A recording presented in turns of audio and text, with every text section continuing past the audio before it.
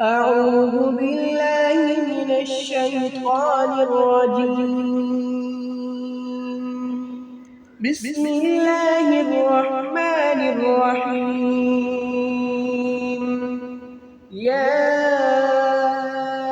أيها المزمل قم الليل إلا قليلا نصفه أو انقص منه قليلا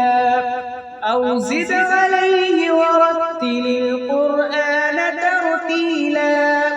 إنا سنلقي عليك قولا ثقيلا إن ناشئة الليل هي أشد وطئا وأقوم قيلا إن لك في النهار سبحا طويلا واذكر اسم ربك وتبتل إليه تبتيلا رب المشرق والمغرب لا إله إلا هو فاتخذه وكيلا واصبر على ما يقولون واهجرهم هجرا جميلا وذرني والمكذبين أولي النعمة ومهلهم قليلا إن لدينا أنكالا وجحيما وطعاما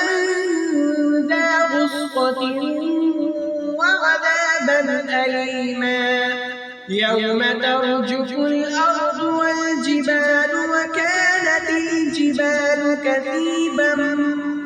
مهيلا إنا أرسلنا إليكم رسولا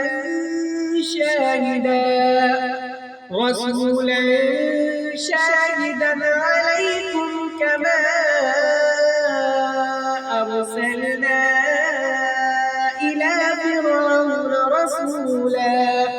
فعصى فرعون الرسول فأخذناه أخذا وبيلا فكيف تتقون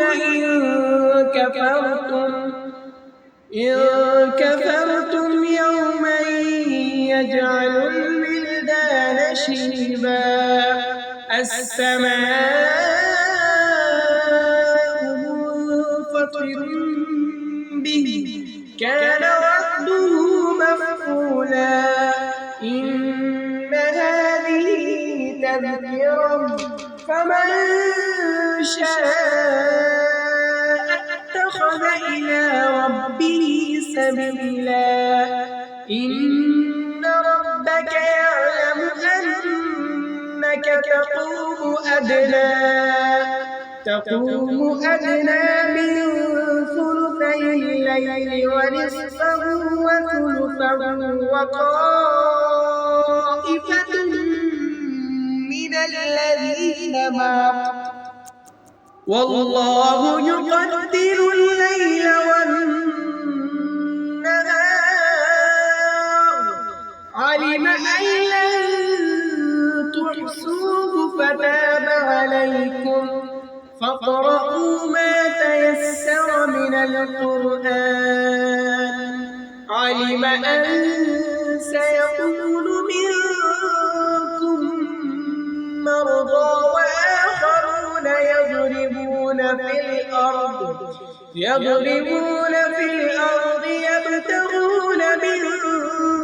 فضل الله وآخرون يقاتلون في سبيل الله فاقرؤوا ما تيسر منه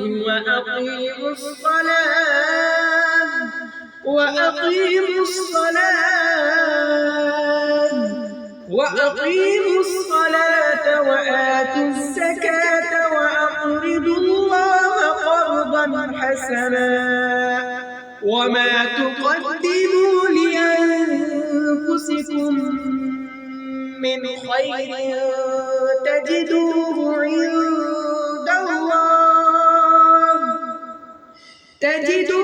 عند الله هو خيرا وأعظم أجرا واستغفروا الله إن الله غفور رحيم. صدق الله العظيم.